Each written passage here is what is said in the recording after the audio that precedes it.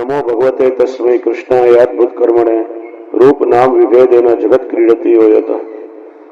आप सभी वैष्णवों को मेरे अंतःकरण पूर्वक आशीर्वाद। इस वर्ष अश्विन कृष्ण अमावस्या ग्रस्तास खंडग्रास सूर्य ग्रहण होने वाला है, जो भारतवर्ष में दिखाई देगा। इसलिए हिंदू मात्र को यह ग्रहण पालना चाहिए और हम सभी पुष्टि मार्ग के वैष्णवों को पुष्टि मार्ग की मेन मर्यादा के अनुसार इस ग्रहण को पालना चाहिए, क्योंकि पुष्टि मार्ग शुद्ध वैदिक मार्ग है और वेद सारे विश्व के विज्ञान का मूल है। और ग्रहण पालना वैज्ञानिक दृष्टिकोण से भी बड़ा उचित है, क्योंकि जब पृथ्वी के साथ सूर्य चंद्र की युति होती है, तब रोग के विषाणु बहुत जहरीले वायरस उसमें से निकलते हैं और जो हमारे शरीर को बड़े ही हानिकारक है।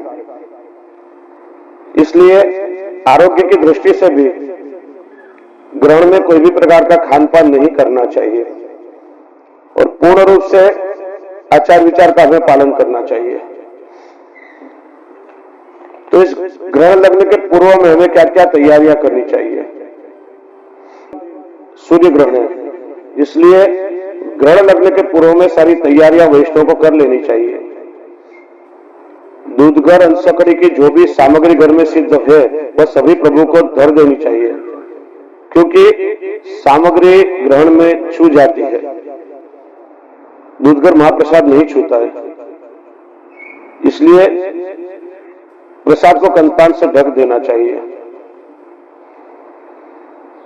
सारी रसोई में जो उपयोग में आया हुआ घी तेल आदि जो है सब कुछ निकाल देना चाहिए। सारे पात्र कोरे कर देने चाहिए।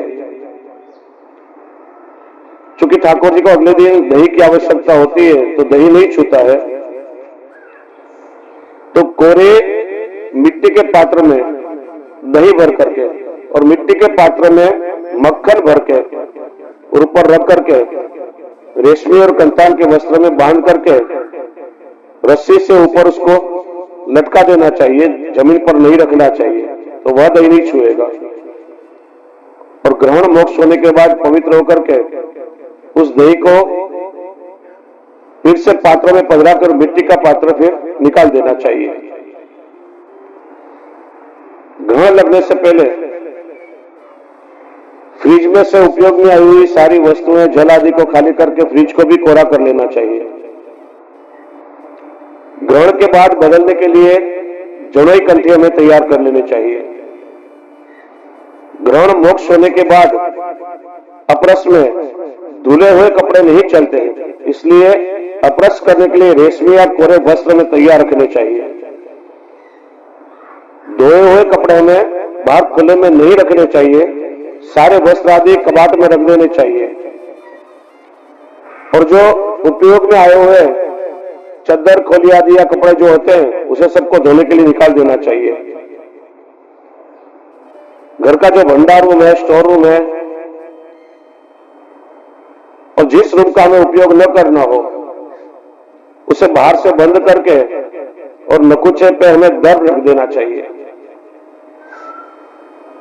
पुष्प की तैयार की हुई माला ग्रहण में छू जाती है, पुष्प नहीं छूते हैं, क्योंकि धागा छू जाता है। इसलिए ठाकुर जी को शयन में धरने के लिए जो माला आवश्यक है, ग्रहण के पहले थाक मन के और पुष्प सुई में पिरो करके और रखने चाहिए और ग्रहण मोक्ष के बाद स्नान आदि करके फिर उसे धागे में पिरो करके माला सिद्ध करनी चाहिए।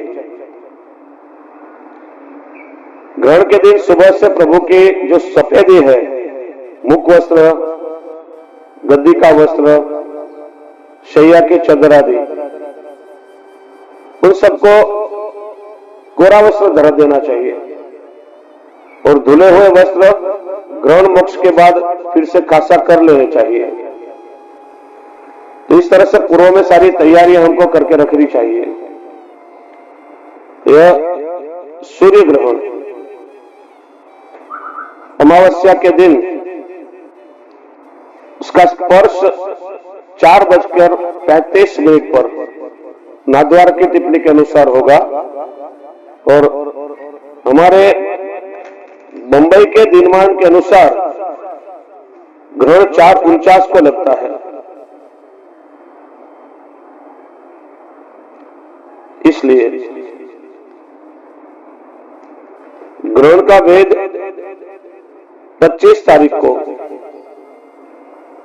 बेगी सुबह 4:49 को लग जाता है।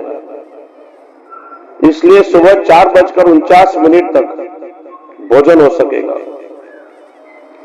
25 तारीख दोपहर में मुंबई समय 12:29 तक जलपान या फलाहार हो सकता है। जो वृद्ध है, रोगी है, छोटे बालक है, अशक्त लोग हैं या गर्भवती स्त्री है, दोपहर में 12:49 तक भोजन ले सकते हैं। और बहुत ही छोटे बालक हैं, ग्रहण लगने के पूर्व तक जल या दूध पान कर सकते हैं। यह ग्रस्तास्त ग्रहण है। सूर्य ग्रस्त में ही अस्त हो जाने के कारण पूर्ण रूप से शुद्धिकरण 26 तारीख को बुधवार के दिन सुबह सूर्योदय के बाद शुद्ध सूर्य बिंब देख करके होगा। उसके बाद ही भोजन ले सकेंगे। प्रभु की सेवा का क्रम इस तरह से रहेगा। जो वैष्णव एक समय सेवा पहुंचते हैं और जिनको ऑफिस या कोई कार्यवश बाहर जाना पड़ता है और जो शाम को ठाकुर जी को नहीं जगा सकते हैं, उनको भी यह करना चाहिए कि ग्रहण लगने से पूर्व में रेशमी वस्त्र से जारी बंटा हटा देना चाहिए। शैया की ओर सारी सफेदी के वस्त्र कोरे रखने चाहिए और ग्रहण मोक्ष होने के बाद शुद्ध होकर के शुद्ध जल से ठाकुर जी के जारी बंटा भर के और ठाकुर जी की शैया से थोड़ा दूर पधराना चाहिए। क्योंकि ठाकुर जी धर्मी स्वरूप है, वह भी धर्म का पालन करते हैं। इसलिए ग्रहण मोक्ष के बाद शुद्ध हुए बिना स्नान करने से पहले ठाकुर जी भी जल नहीं रोकेंगे। लेकिन हमारे यहाँ बाल भाव की सेवा है और प्रभु के लिए यह तो महान लीला है, तो इसलिए जारी बंटा दूर पधराना चाहिए। यदि प्रभु का आवश्यकता हो तो आप रोकेंगे। और दूसरे दिन प्रातः काल स्नान करके जारी बंटा सरा के पात्र आदि सब खसा करके तो ठाकुर जी को जगा करके सबसे पहले स्नान करवाना चाहिए।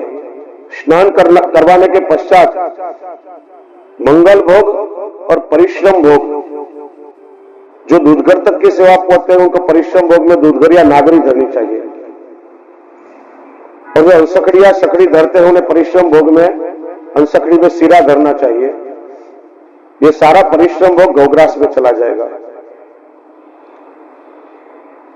और उसके बाद श्रृंगार से लेकर के राजभोग तक का नित्य सेवा का क्रम वैष्णव को पूछना चाहिए। वैसे ग्रहण के पूर्व ठाकुर जी को जगाना ही उचित होगा, जिससे पूर्ण रूप से आचार विचार का पालन हो सके। तो आस्वाद अमावस्या के दिन, मंगलवार के दिन राजभोग तक की जो सेवा है वह सुबह बेगे पहुंच करके और प्रभु को अनवसर करा देने चाहिए। राजभोग की सारी सकड़ी गौग्रास में जाती है। दोपहर में 3 बजे ठाकुर जी को उत्थापन करा करके भोग पर्यंत की सेवा करके और फिर ठाकुर जी के श्रृंगार बढ़ा करके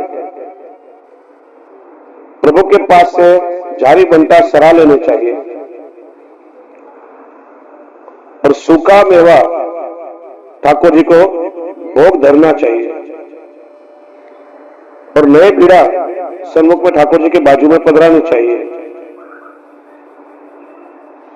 शैया मंदिर की भी सारी सफेदी शैया का साथ भरा करके जारी बंटा खासा करके उसको सूखे कोरे करके शैया भी उठा लेनी चाहिए। और जहां अचार पापड़ आदि नहीं छूते हैं, जो सारा वर्ष उपयोग में आता है, इन सारी वस्तुओं के ऊपर कंतान डाक करके और दर्भ पधरा देना चाहिए।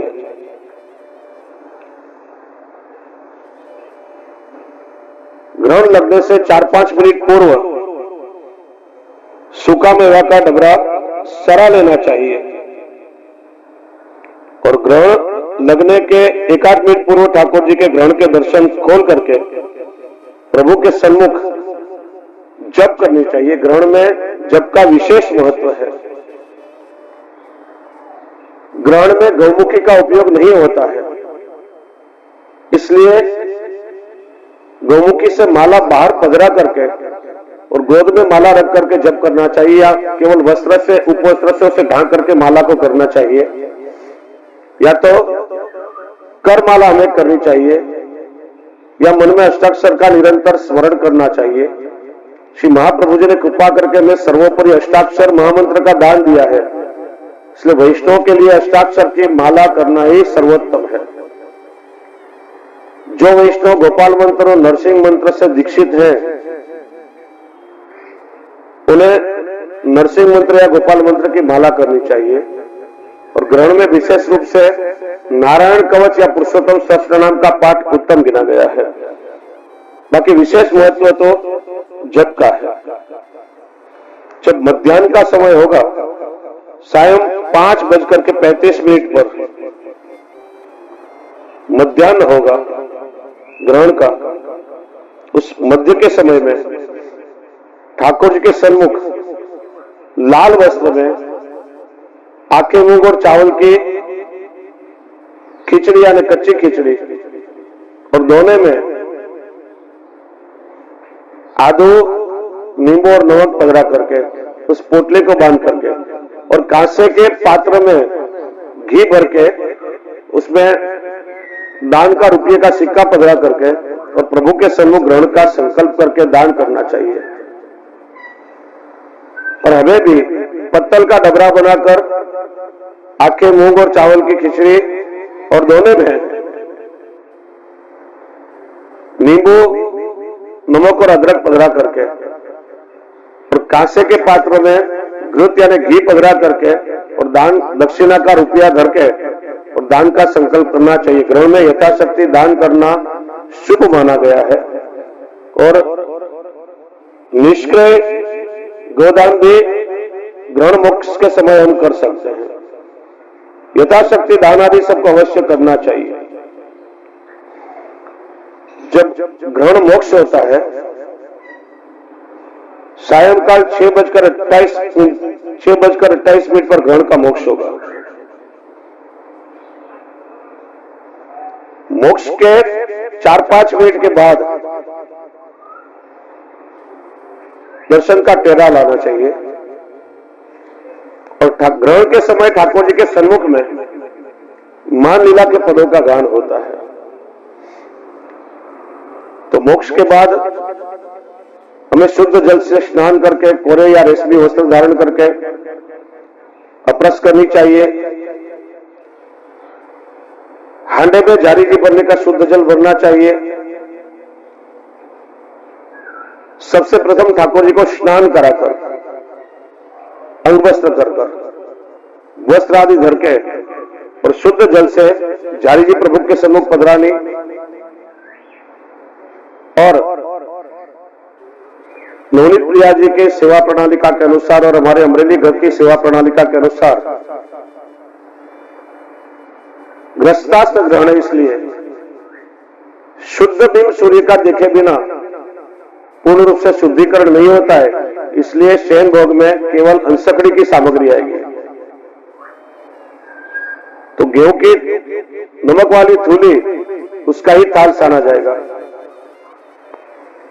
और जो परिश्रम भोग है सारा गौग्रास में चला जाएगा और फिर शयन भोग सरा करके वो शयन भोग भी ठाकुर जी का गौग्रास में चला जाएगा। ठाकुर जी का सेवा क्रम पहुंच के ठाकुर जी को पोढ़ाने और प्रातः काल जब सूर्योदय होगा, शुद्ध सूर्यबिंब देख करके ही पूर्ण शुद्धिकरण होगा। तो मतनी आदि नहीं कोरी पधरा कर उसमें फिर शुद्ध जल भरा जाएगा और फिर नीति के हिसाब से ठाकुर जी का सेवा क्रम पहुंचा जाएगा और बाद में ही वैष्णव सकड़ी महाप्रसाद ले सकेंगे। तो इस तरह से ग्रहण का पूर्ण क्रम है और वैष्णव को पुष्टि मार्ग की मेन मर्यादा के अनुसार इस ग्रहण का पालन करना आवश्यक है। तो आप सभी वैष्णव इस पर लक्ष्य दें और जिस घर में आचार विचार का पालन होता है वहां हर प्रकार की सुख शांति समृद्धि रहती है। स्वयं प्रभु भी उस घर में विराजते हैं। जिस घर में धर्म का लोप हो जाता है, आचार विचार का परिपालन नहीं होता, वहां प्रभु भी नहीं विराजते हैं। इसलिए सभी को उत्साह से धर्म का आचरण करना चाहिए। पुनः पुनः समग्र दीपोत्सव की आप सभी को बधाई देते हुए मैं वाणी से विराम लेता हूं। अस्तु।